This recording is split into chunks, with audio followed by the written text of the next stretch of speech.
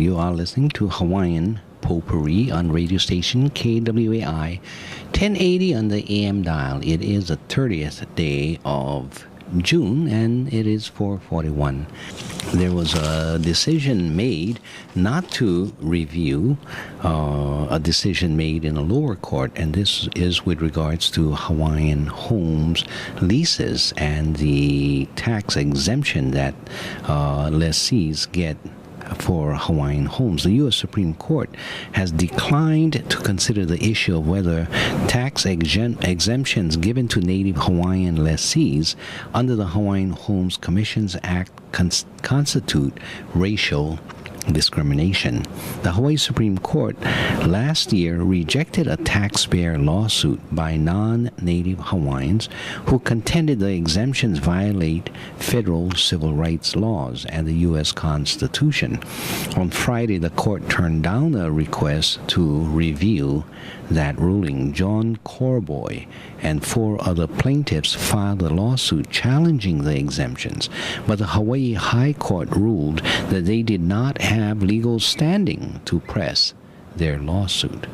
They asked for the review, but the U.S. Supreme Court, without explanation, denied the request. The state and counties defended the constitutionality of the exemptions and urged the High Court justices not to accept the case.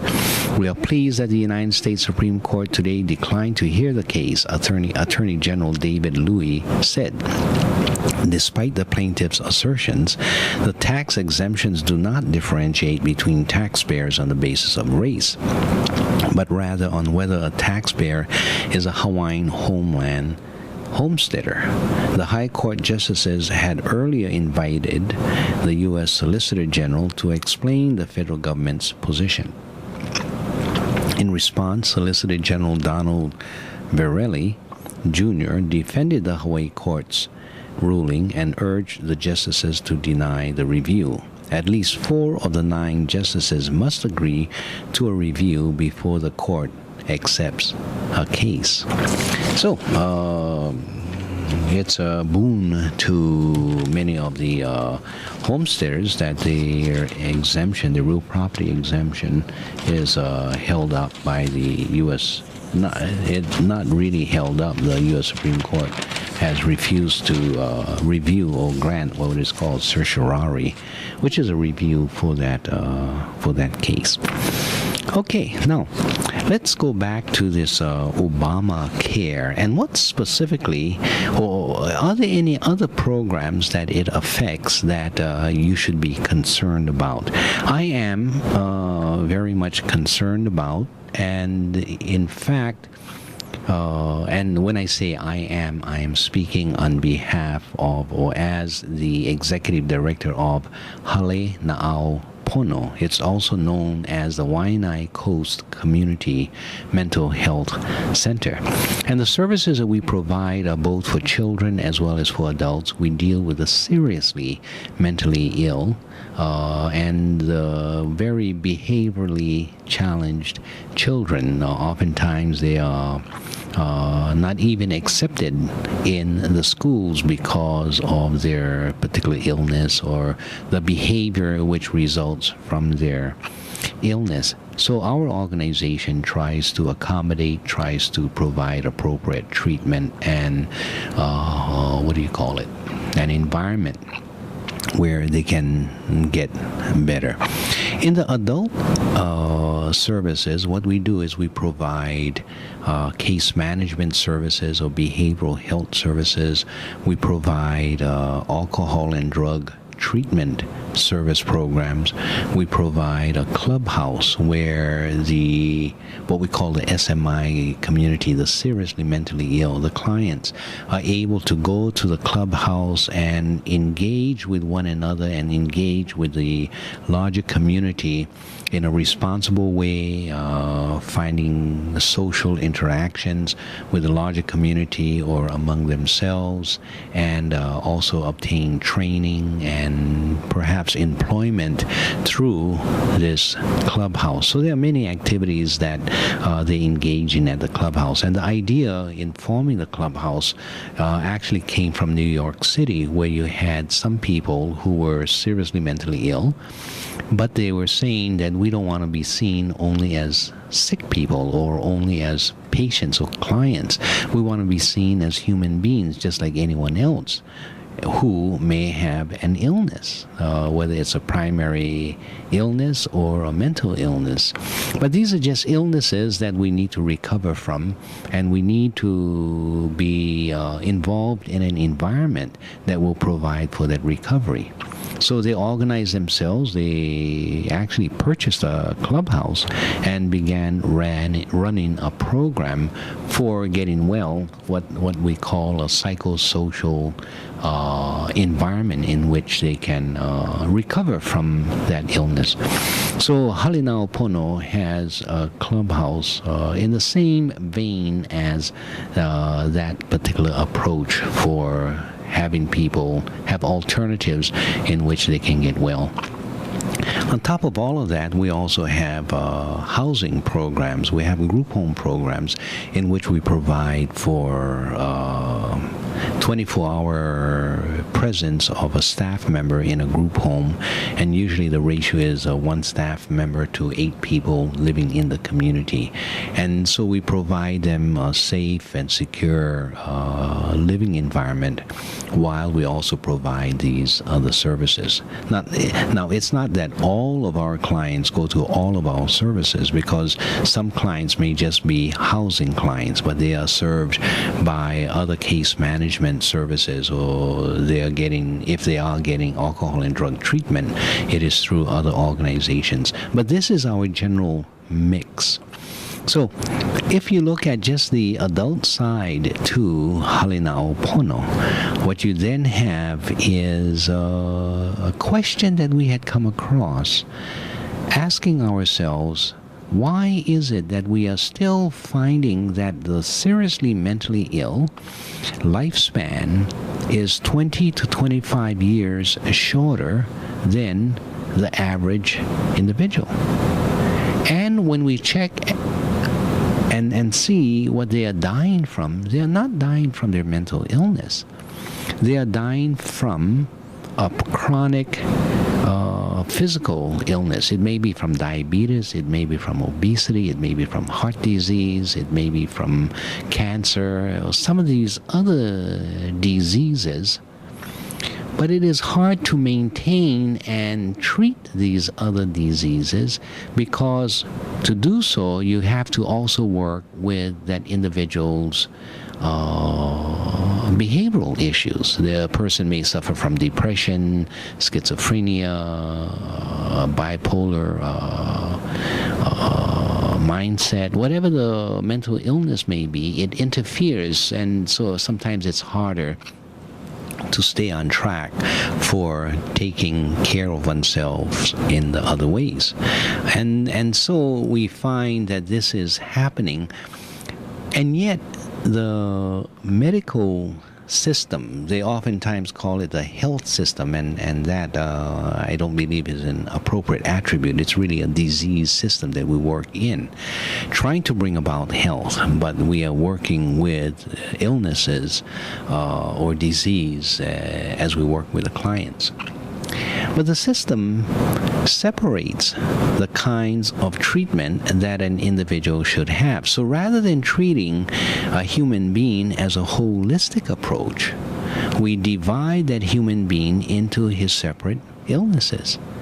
And we have different people treating different illnesses, and at times they are not pulling together a general treatment plan or a general recovery plan. They're not integrating the services, so that you will have a primary care physician working on some of his chronic primary care illnesses, issue him some medication, and stop at that point. Now, sends the client off on his way and say, if you have any problems, give me a call. I'll see you in 3 months from now. By the way, take this blood test before you come back to see me.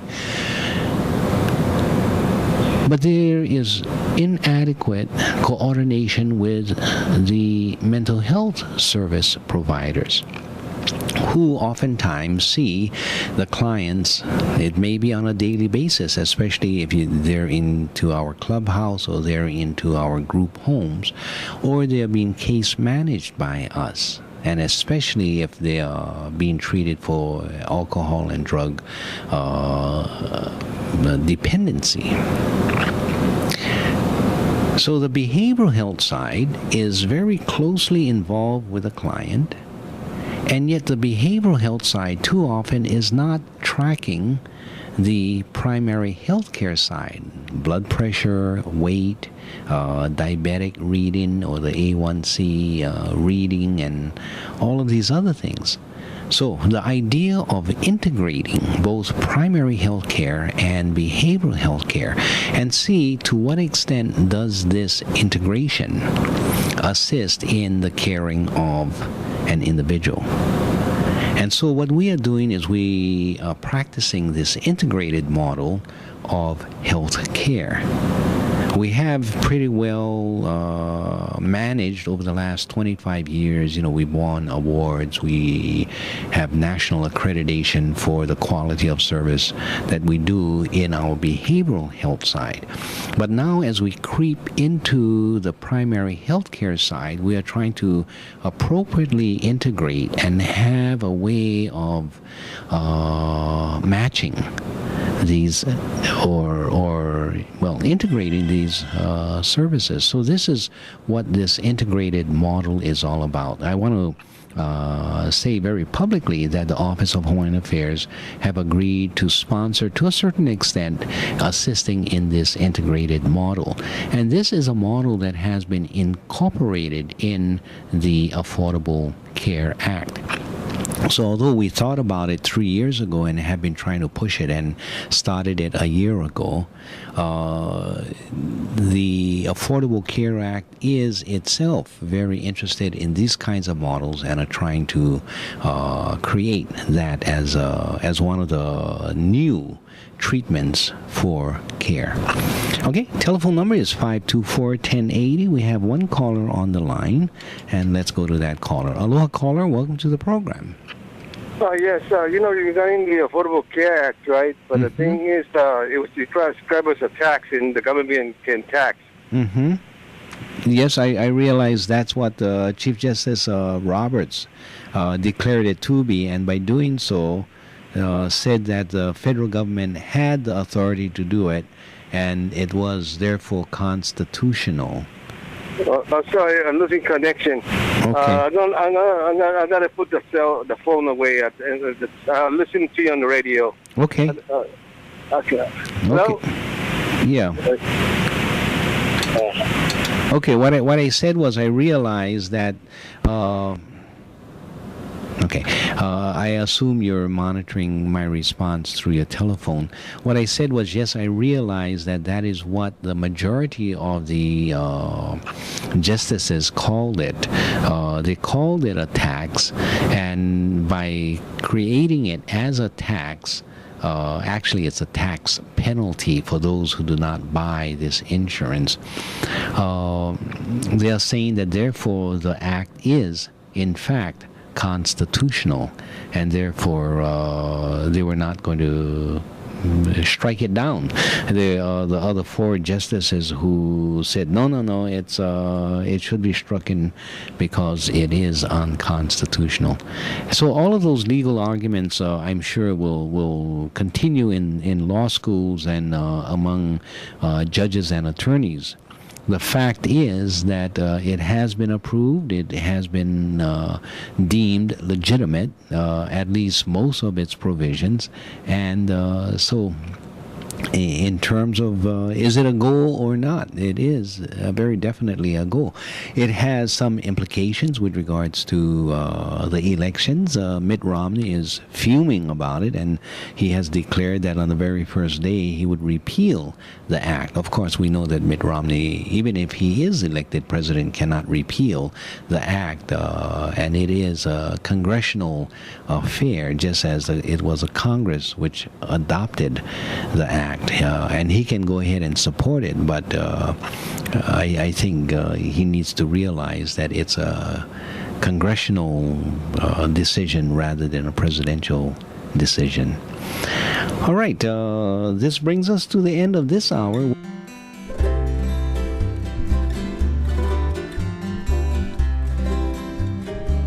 Kaulana nā pua o Hawaii, Kupa'a mahope o ka aina, Iki mai ka elele o ka loko ino, Pala pala anunu me ka paka.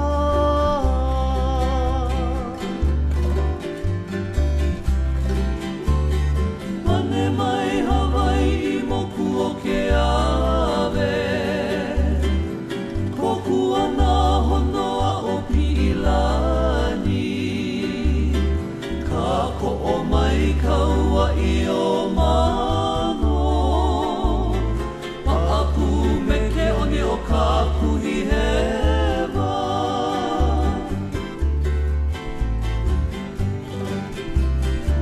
Aolea e kau I ka pulima, Maluna o ka pepa o ka enemi, Po'ohui ai nā ku ai hewa, I ka pono sivila